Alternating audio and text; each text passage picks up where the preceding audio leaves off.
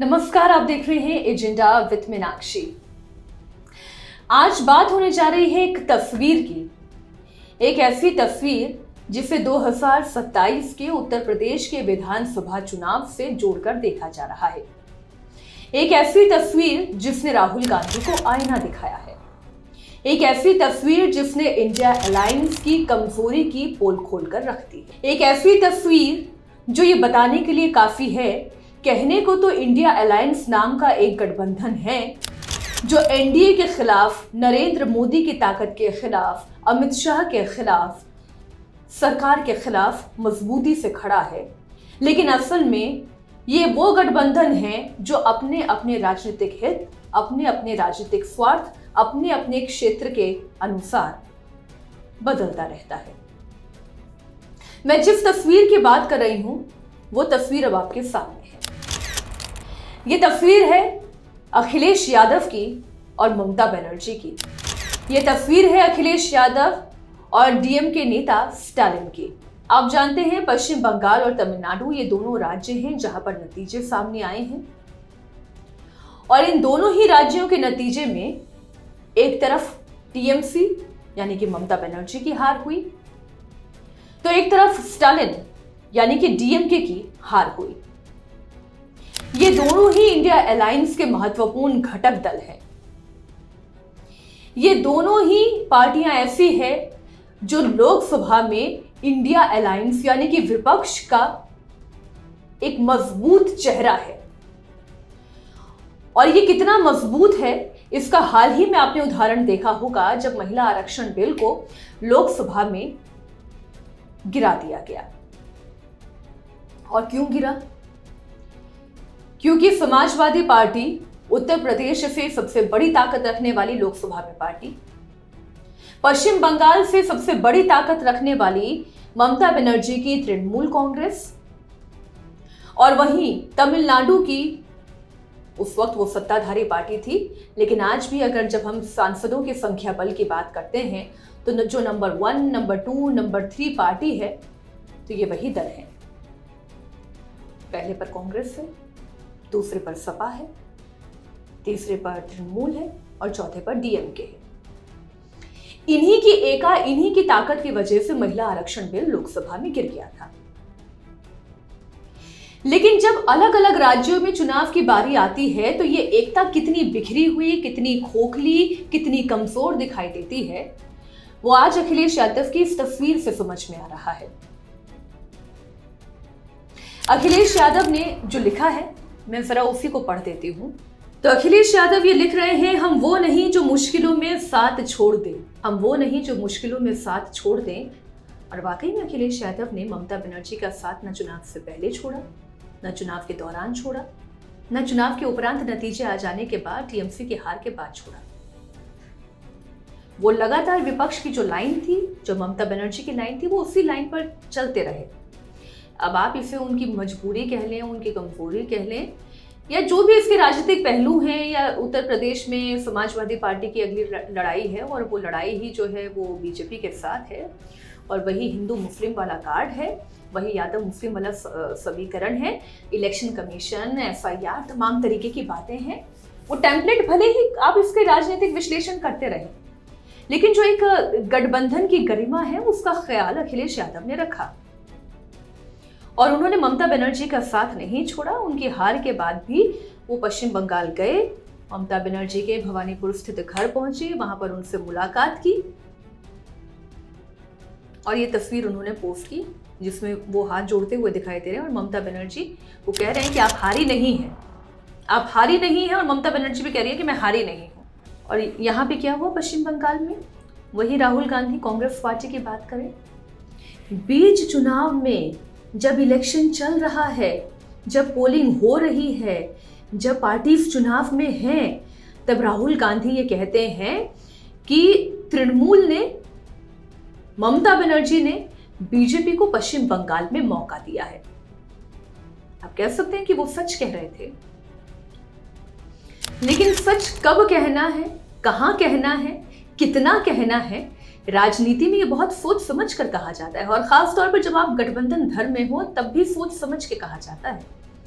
बात भले ही राहुल गांधी ने सही कही हो कि पश्चिम बंगाल में बीजेपी को मौका तो ममता बनर्जी ने ही दिया है, लेकिन वो मौका नहीं था इस बात को कहने का, और उसका कितना दुष्परिणाम झेलना पड़ा कांग्रेस पार्टी को भी या इंडिया अलायंस को भी। क्योंकि हमें ये याद रखना होगा कि लोकसभा में लीडर ऑफ ऑपोजिशन है Rahul Gandhi. Leader of opposition का मतलब उन्हें समाजवादी पार्टी, तृणमूल कांग्रेस, डीएमके, तमाम विपक्षी दलों का, आरजेडी का, सबका साथ मिला है, तब वो लीडर ऑफ ऑपोजिशन है। आप ये कह सकते हैं कि कांग्रेस पार्टी तो इन सब में संख्या बल में सबसे ज्यादा है, बिल्कुल ज्यादा है, इसमें कोई दो राय नहीं। लेकिन अगर आज अखिलेश यादव ये वीटो कर देते कि नहीं, लीडर ऑफ ऑपोजिशन तो हमें बनना है, तो फिर खैर। लेकिन अखिलेश यादव ने अपने गठबंधन धर्म का पालन किया, लेकिन उसी पश्चिम बंगाल में राहुल गांधी ने गठबंधन धर्म का पालन नहीं किया। अब आइए तमिलनाडु में डीएमके कांग्रेस पार्टी के साथ अलायंस करके चुनाव लड़ती है और इस चुनाव में डीएमके की हार होती है। क्यों? क्योंकि एंटी डीएमके लहर चल रही थी। टीवी के 108 सीटें जीत कर आई। 108 सीटों में क्योंकि 2 सीटों पर विजय लड़े, दोनों सीटें ही वो जीत गए, तो एक सीट उन्हें छोड़नी पड़ेगी, तो 107 नंबर आप कह लीजिए। संख्या बल से तो वो दूर रह गए। 118 बहुमत का आंकड़ा है, 107 सीटें उनकी है, उन्हें समर्थन की जरूरत थी। तब राहुल गांधी ने क्या किया? कांग्रेस पार्टी के जीते हुए 5 विधायकों ने अपने समर्थन का पत्र टीवी के विजय को दे दिया। अब आप इसे कांग्रेस का बड़प्पन कहें, राजनीतिक अदूरदर्शिता कहें, आप इसे कुछ भी कह सकते हैं, मैं इसे राजनीतिक अदूरदर्शिता कहूंगी। इसलिए क्योंकि जब आप डीएमके के साथ अलायंस में चुनाव लड़े, आपको पता था कि एक एंटी डीएमके वेव खड़ी हो रही है, तो या तो आपको उनके साथ चुनाव में जाना ही नहीं चाहिए था, और जब आप उनके साथ चुनाव में चले गए तो फिर पोस्ट पोल अलायंस में आपको टीवीके का साथ नहीं देना था। और चलिए आपने टीवीके का साथ दे भी दिया, तो आज वो परिस्थिति तमिलनाडु में खड़ी हो गई है जहां पर एआईएडीएमके और डीएमके मिलकर सरकार बनाने की स्थिति में आ रही है। और आप अपने समर्थन का पत्र किसे सौंप चुके हैं? टीवी के चीफ विजय थलापति को सौंप चुके हैं। तो ये कौन सा अलायंस है, ये कौन सी गठबंधन की ताकत है जो चुनावों से पहले कुछ और, चुनावों के बाद कुछ और, बीच चुनावों में कुछ और दिखाई देती है? इसलिए अखिलेश यादव का ये जो कहना है कि हम वो नहीं जो मुश्किलों में साथ छोड़ दें, वो एक बहुत बड़ा इशारा कांग्रेस पार्टी के लिए है। और अब अगला विधानसभा चुनाव कहाँ होना है? उत्तर प्रदेश में होना है। मैं तमिलनाडु की ही बात कर लूं, यदि एआईडीएमके और डीएमके का अलायंस हो जाता है, द्रविड़ राजनीति के नाम पर भी हो जाता है, और बहुत ही हैरान कर देने वाला अगर ये गठबंधन हो जाता है, तो फिर कांग्रेस पार्टी की स्थिति क्या है?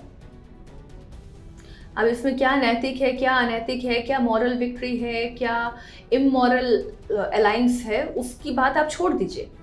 दिल्ली में आम आदमी पार्टी और कांग्रेस ने भी अलायंस बनाया था। शिवसेना और कांग्रेस पार्टी ने भी अलायंस बनाई थी। बीजेपी और पीडीपी ने भी महबूबा मुफ्ती के साथ मिलकर कश्मीर में अलायंस बनाया था। लेकिन कई बार अलायंस काम करता है, कई बार अलायंस काम नहीं करता है, वो अलग बात है। एआईडीएमके और डीएमके भी अलायंस बना लेते हैं तो अलग बात है, नहीं बनाते हैं तो अलग बात है।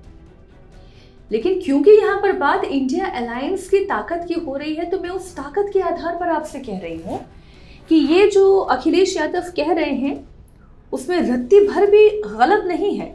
तो अखिलेश यादव तो वाकई में वो व्यक्ति है जिन्होंने मुश्किल में भी ना डीएमके का साथ छोड़ा, ना टीएमसी का साथ छोड़ा, ना स्टालिन का साथ छोड़ा, ना ममता बनर्जी का साथ छोड़ा। लेकिन अब वही राहुल गांधी के साथ मिलकर उत्तर प्रदेश की क्या राजनीति कर पाएंगे? जो आईना दिखाने की अखिलेश यादव कोशिश कर रहे हैं राहुल गांधी को, क्या वाकई में राहुल गांधी आईना देख भी रहे हैं? और हम ये जानते हैं कि उत्तर प्रदेश के 2 लड़की और 2 लड़कों की ये लड़ाई हमने 2017 में भी देखी थी। समाजवादी पार्टी और कांग्रेस का जो 2017 में अलायंस हुआ था, उसके बाद उसका हश्र क्या हुआ था। तो दरअसल राहुल गांधी को अखिलेश यादव वो आईना दिखाने की कोशिश कर रहे हैं। अब देखें, 2017 में जनवरी में ये पहला अलायंस हुआ था। राहुल गांधी और अखिलेश यादव ने बाकायदा ज्वाइंट प्रेस कॉन्फ्रेंस करके खूब रोड शो किए थे और नतीजा क्या हुआ? गठबंधन को 54 सीटें आई थी, समाजवादी पार्टी को 47 और कांग्रेस पार्टी को महज 7 सीटें आई थी। बीजेपी 312 सीटें जीत गई थी। योगी आदित्यनाथ उसके बाद मुख्यमंत्री बने। अब आगे बढ़ें। बहुत टाइम तक कांग्रेस पार्टी और समाजवादी पार्टी के बीच में एक अविश्वास की खाई बनी रही और अखिलेश यादव ने ये तक बोला कि कांग्रेस ने हमें धोखा दिया है। बहुत सी चीज़ें हुई थी जिससे ये रिश्ता खराब हुआ था। ये भी हुआ था कि भाई हम फ़ोन करते हैं, फ़ोन नहीं उठाते, बातचीत हो नहीं पाती, पारदर्शिता की कमी है, बहुत सारी चर्चाएं हैं।